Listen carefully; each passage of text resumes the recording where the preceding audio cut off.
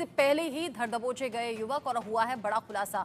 आगे बढ़ेंगे, बड़ी खबर दिल्ली के मुख्यमंत्री अरविंद केजरीवाल से जुड़ी हुई है। केजरीवाल की जमानत के खिलाफ हाईकोर्ट में सुनवाई को लेकर ये अपडेट है।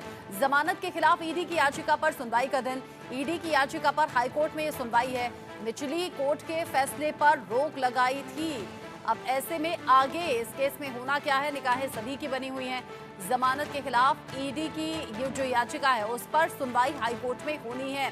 निचले कोर्ट के फैसले पर रोक लगा दी थी हाईकोर्ट ने। केजरीवाल की जमानत के खिलाफ हाईकोर्ट में सुनवाई का आज खास दिन है। जमानत के खिलाफ ईडी की याचिका पर सुनवाई आगे होगी। ईडी ने जमानत पर रोक लगाने की मांग की थी और चैलेंज करते हुए निचली अदालत के फैसले को हाईकोर्ट में याचिका लगाई थी। आयुष शर्मा, इंडिया न्यूज संवाददाता दिल्ली से इस वक्त जुड़ गए मेरे साथ में ज्यादा अपडेट के साथ।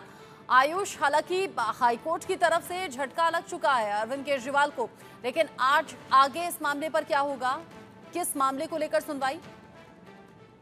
जी देखिए, जिस प्रकार से दिल्ली की राउज एवेन्यू कोर्ट ने पीएमएलए के मामले में अरविंद केजरीवाल को शुरुआत में बेल देने का काम किया था, उसको ईडी के द्वारा चैलेंज किया गया था दिल्ली हाई कोर्ट में। दिल्ली हाई कोर्ट में जब ये मामला जाता है तो पहले इस पर अगली सुनवाई तक के अंतरिम स्टे लगा दिया जाता है, यानी जब तक हाई कोर्ट इस पर अपना फैसला नहीं सुनाएगा तब तक अरविंद केजरीवाल जेल से बाहर नहीं आ सकते। राउज एवेन्यू कोर्ट का जो फैसला होगा वो मान्य नहीं होगा। जब इसके बाद आगे सुनवाई होती है तो उस सुनवाई में दिल्ली हाई कोर्ट ये फैसला देता है कि राउज एवेन्यू कोर्ट के बेल के फैसले पर पूरी तरीके से स्टे लगा दिया जाए। यानी पहले अंतरिम स्टे लगाया गया था, उसके बाद पूर्णकालिक स्टे लगा दिया गया है, यानी राउज एवेन्यू कोर्ट का फैसला मान्य नहीं है।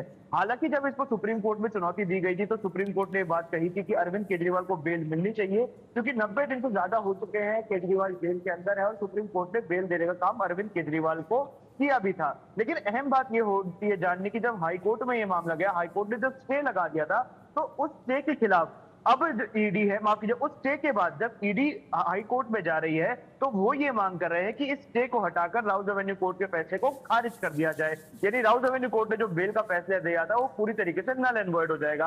हालांकि यहाँ पर सुप्रीम कोर्ट पहले ही बेल दे चुका है तो हाई कोर्ट में जो ये मामला है इसकी ज्यादा महत्वता यहाँ पर नहीं होती है, क्योंकि अरविंद केजरीवाल ईडी के मामले में पीएमएलए के एक्ट में पहले ही बेल प्राप्त कर चुके हैं। लेकिन हाईकोर्ट में सुनवाई होनी है, सुनवाई महत्वपूर्ण है, क्योंकि सुनवाई ये फैसला करेगी कि राउज एवेन्यू कोर्ट का फैसला मान्य होगा या नहीं। जी, जिस तरीके से आप बता रहे हैं कि हाई कोर्ट में आगे इस मामले को सुना जाएगा, हालांकि ईडी वाले मामले को लेकर अब सुप्रीम कोर्ट की तरफ से राहत मिली, फिर सीबीआई वाला मामला जो है वो अटक गया।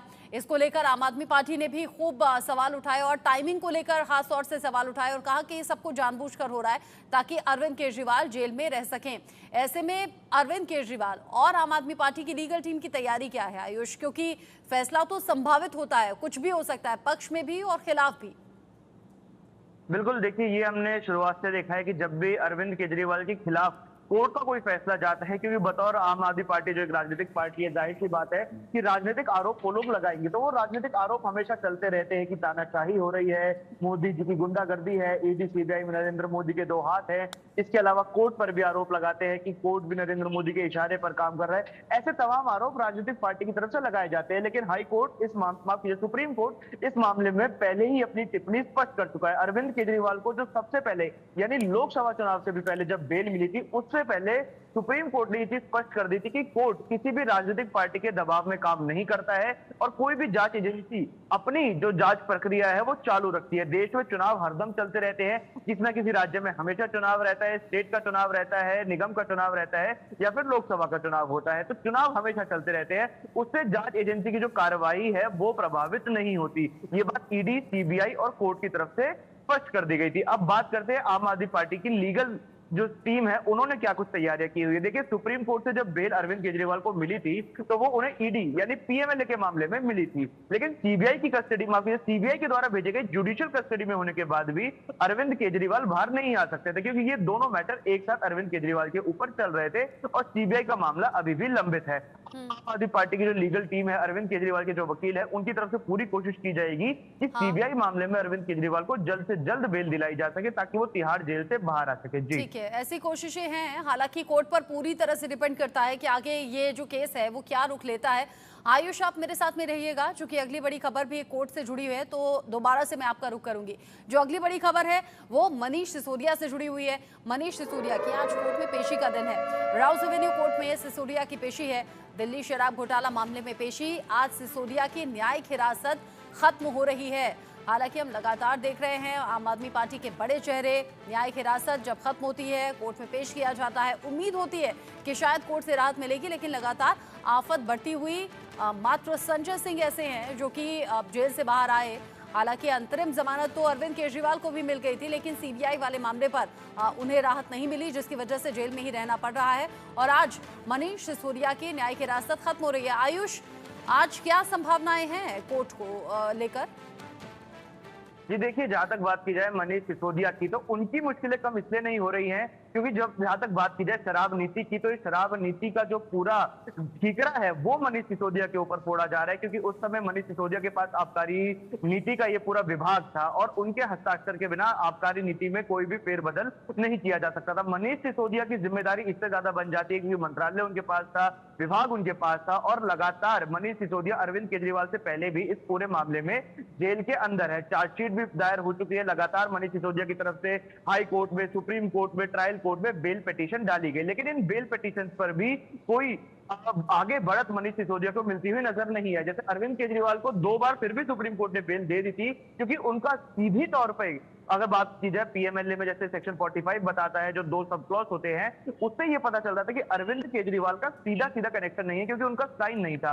हालांकि किंग पिन बताने का काम उन्हें किया था। ईडी ने ये बात बोली थी कि अरविंद केजरीवाल इस पूरे शराब घोटाले के किंग पिन है, लेकिन मनीष सिसोदिया की जिम्मेदारी यहाँ पर बढ़ जाती है क्योंकि विभाग उनके पास था, जिम्मेदारी उनकी ज्यादा थी। और ऐसे कई सबूत, ऐसे कई गवाह ईडी लगातार पेश कर रही है, सीबीआई लगातार पेश कर रही है अपनी चार्जशीट के माध्यम से, जिससे मनीष सिसोदिया को बेल मिलने में मुश्किलें हो रही हैं। जी, मनीष सिसोदिया की जमानत में अड़चन नजर आ रही है, मुश्किलें बढ़ती हुई नजर आ रही हैं। सीधे तौर पर मनीष सिसोदिया इस केस में इन्वॉल्व जैसा कि दावा भी किया जा रहा है, और इसीलिए उन्हें राहत मिलने की उम्मीद ना के बराबर समझे आयुष। अब इस केस में भी मैं पूछूंगी, अगर ये राहत मिलती हुई दूर दूर तक नजर नहीं आ रही है, यहाँ पर लीगल टीम अब किस तरीके से सहारा आगे लेगी, क्या कदम उठा सकती है? जी देखिए, सबसे अहम बात जाननी ये हो जाती है कि ये जो मामला है आज मनीष सिसोदिया का, ये राउज एवेन्यू कोर्ट के सामने प्रस्तुत होगा, क्योंकि उनकी जो जुडिशियल कस्टडी थी वो कल समाप्त हो गई थी। आज उनकी पेशी होगी राउज एवेन्यू कोर्ट में, और ज्यादातर उम्मीद यही है कि वीडियो कॉन्फ्रेंसिंग के जरिए मनीष सिसोदिया को पेश किया जाएगा।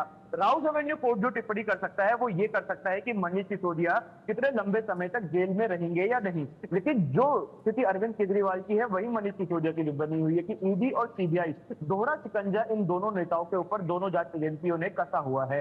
यानी अगर उनकी जो जुडिशियल कस्टडी है ईडी वाली वो खत्म भी हो जाती है, तो सीबीआई की वजह से उन्हें फिर भी जेल में रहना पड़ेगा। किसी भी तरीके से वो फिलहाल बाहर आते हुए नजर नहीं आते। और अगर हम ये कहें कि judicial custody Rouse Avenue court खत्म भी कर देता है, तो उसके बाद भी ईडी के पास ऑप्शन बचेगा हाई कोर्ट में जाने का, सुप्रीम कोर्ट में जाने का। और अक्सर क्या होता है, जो बड़ी अदालतें होती है वो पीएमएलए की मामलों में जल्दी बेल नहीं देती है। जी ठीक है, आप कह रहे हैं राउज एवेन्यू कोर्ट से अगर झटका मिलता है तो आगे हाई कोर्ट का, सुप्रीम कोर्ट का रास्ता खुला है। आगे क्या कुछ आज इस केस में होता है, नजर आप रखिएगा आयुष। अभी के लिए आपका बहुत शुक्रिया। ये सभी जानकारी दर्शकों तक